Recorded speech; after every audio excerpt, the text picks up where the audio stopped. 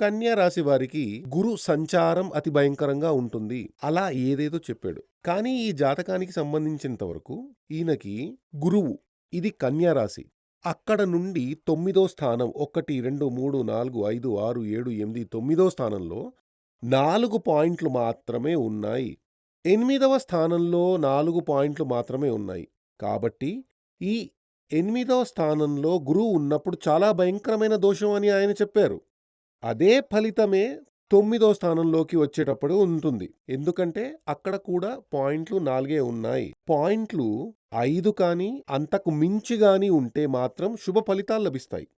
4 కానీ, అంతకంటే తక్కువ గాని ఉంటే దోషాలు సంభవిస్తాయి. 4 పాయింట్లుంటే పెద్దగా శుభాలుండవు, పెద్దగా దోషాలు ఉండవు. దానికంటే కింద 3, 2, 1 అనే విధంగా ఉంటే, ఒక పాయింట్ మాత్రమే ఉంటే అతి భయంకరమైన కష్టాలు, నష్టాలు కలుగుతాయి.